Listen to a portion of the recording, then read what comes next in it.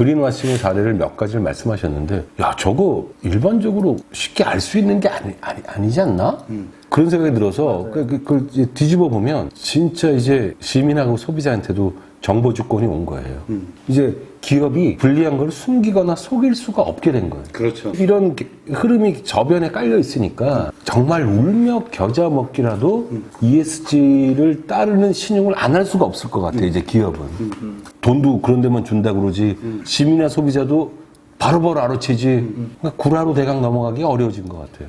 예전에 불매운동 일으키는 것들, 동물성 그 원료를 사용 안 했다라고 했는데 사실은 알고 보니까 한 기업들도 있었거든요. 그런 비누나 우리 몸에 쓰는 샴푸나 이런 것들. 그게 카테고리별로 여러 개가 있었고 그 기업들을 우리가 사지 맙시다라고 여기에 좀 민감하시고 환경운동을 하시거나 이건 ESG란 단어가 막 지금처럼 난리 되기 전에도 그런 거가 있었는데 지금은 더 심해졌어요. 보면 녹색경제신문이라는 곳은 우리나라 기업 중에 어떤 기업도 언급하면서 페트병이 굉장히 뭐 환경 완전히 거의 플라스틱 프리라고 했는데 알고 보니까 이 숫자는 굉장히 소수고 기사로 저널리즘으로 얘기도 하죠. 이런 것들에 의식적으로 소셜리 인게이지드 컨슈머 이런 분들은 이런 내용을 알리는 거에 저격을 한다 이런 것보다 우리가 이걸 알고 있어야 된다.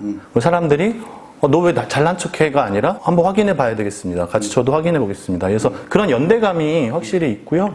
예전보다 더 실천력이 좀 더 강해진 것 같아요. 그린워싱 얘기하다 보니까 황영께서 이제 우리 트렌드 책 읽지 마라 시절에 얘기를 했죠. 근데 황영이 굉장히 멋있게 그때까지는 엄청 멋있었어. 정리한 게 있지. 21세기는 정보 주권의 재편 현상. 똑똑한 소비자들이 등장한다고 얘기를 했었고, 그죠? 2019년에 일본의 수출 규제 조치 때문에 이제 노 재팬 한참 유행할 때 그때도 굉장히 많은 분들이 이게 일본과 관련된 기업. 뭐 우리가 흔히 아는 유니클로 이런 거 말고 맞아. 알고 봤더니 뭐 하는 기업들 막 리스트 공유하고 막 했었잖아요. 그런 기억이 갑자기 좀 나는데 최근에 이제 이 그린워싱하고 상관이 있을지 없을지 모르겠지만 개인적으로 제가 굉장히 안 좋아하는 기업인데요. 남양유업 얘기를 안 할 수 없어요. 남양유업은 정말 예전에도 문제였는데 그냥 쓱 넘어가서 야씨 이랬는데 회장 아저씨가 이상한 얘기 해가지고 문표 얘기 좀 해주세요. 아니 남양유업은 이번에 이제 코로나 때문에 불가리스 갖고 말들이 많았죠. 결국은 사과하고 회장이 이제 물러나기도 했고 근데 그 전서부터도 남양유업의 마케팅을 보면 참 비겁한 경우가 굉장히 많았잖아요. 그러니까 저는 가장 기억에 나는 게 카제인 나트륨. 예. 맞다. 그거 황영도 얘기 한번 하셨나요? 카제인 나트륨 광고였어요.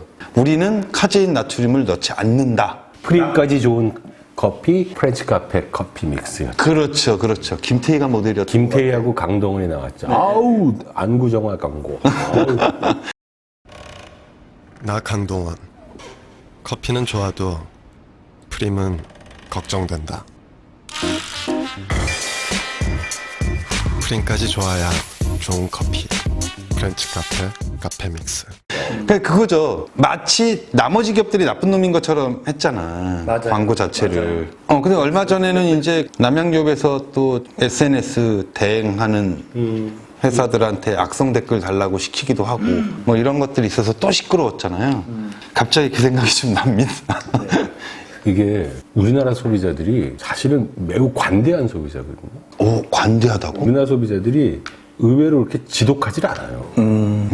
저는 뭐 노재팬이 이어진 것도 사실은 놀랄만한 일인데 저는 이게 좀 비교가 어떨지 모르겠는데 연예인 중에 전효성 씨라고 있잖아요.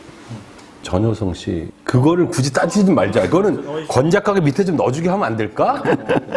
있어. 전효성 씨가 옛날에 한 7, 8년 됐습니까? 라디오 방송에서 왜 그거였거든요. 질문이 뭐 의상을 고르실 때 뭐 어떠냐고 그랬더니 우리는 우리 마음대로 뭐 고른다고. 우리는 민주화하지 않는다고. 그게 일베 용어거든요. 민주화? 일베에서 좋다 싫다를 표현할 때 산업화 민주화 뭐 이런 식으로 했었어요. 그래요? 그러니까 민주화가 무슨 뜻이냐면 일반적으로 쓰이는 맥락과 전혀 반대의 뜻을 쓰는 거. 우리는 민주화되어 있지 않아요. 이 얘기인데 우리 마음대로 하는 그 친구가 사과를 하고 나서 몇 년 동안 사과만큼에 해당하는 작지만 의미 있는 모습들을 계속 표현을 하고 보여줬어요. 예를 들면 종군 위안부 문제에 관련해서 우리나라 뭐 민주화 투쟁에 관련해서 처음에 한두 번은 얘 이미지 쇄신하려고 쇼하네 이렇게 생각할지 모르겠지만 그게 몇 번 하고 나서 전효성 씨는 전혀 다른 그때보다 훨씬 더 지금 뭐 한국을 대표해서 한복 입은 모델로 뉴욕에 광고도 나오고 그러거든요. 오, 그래요? 제가 이 얘기를 하는 이유는 남양이 그 길을 갔었어야 된다는 거예요. 아니 그 회사가 왜 무조건 뭐 나쁜 회사가 그렇겠습니까? 사회에 공헌하고 한 게 분명히 있겠죠. 근데 몇 번의 잘못들이 나왔는데 그거를 만회하는 방식이 브랜드 운영 차원에서 보면 야 남양이란 기업 이미지가 나빠졌으니까 남양을 숨기자라는 얍삽한 브랜딩을 한 거예요. 맞아. 그 백미당 이런 것도 남양 자회사가 남양 F&B가 있어요. 맞아 있어. 그 이름 뭐라고 바꿨어요? 몰라요. 건강한 사람들이에요. 누가 봐도 남양인 거 티나요? 만나죠. 근데 뭐라고요? 정보 주권의 재편 현상, 그리고 시민과 소비자한테 속일 수가 없어요. 그래서 정말 놀랬던 게 불매운동이 자칫 잘못하면 우리나라 법률이 좀 그런 부분이 있는 모양이던데 이게 영업 방해로 걸릴 수가 있어요. 자칫 잘못하면. 그래서 실제로 커뮤니티에서는 어떻게 하냐면 남양에서 나온 신제품을 홍보해주는 게시글을 써요. 일부러. 아무도 모르셨죠? 이것도 남양 거예요. 이것도 남양 겁니다. 표면적으로는 먹지 말자, 이거 반대하는 데가 없어요. 지금 우리가 남양 얘기를 하는데 ESG에서 제일 중요한 게 뭐겠어, 그러면? 가버넌스죠. 그러니까 아마 뭐 그런 건 없겠지만 극단적으로 그 남양 같은 데가 가버넌스의 문제가 그렇게 있는데 여직원들 제대로 처우 안 해주고 그런 것도 있었어요, 일이. 등등이 막 다 섞여 있었다고. 그러면 거기서 환경 친화적인 거 만들어내고 사회적으로 좋은 뭐 봉사활동하고 근데 지가 개판인데? 어떻게 하죠? 그러니까 이게 따로 놓을 수는 없는 거 없다. 남양의 그린워싱 사례는 물론 아니지만 그러니까 함부로 그러니까 이게 함부로 얘기해 주세요. 노트북 덮었어. 오, 제대로 이제 더 이상 컨닝 안 하고 하겠다는 거지. 맛 좀 봐라. 니네 환경 맛 좀 봐라.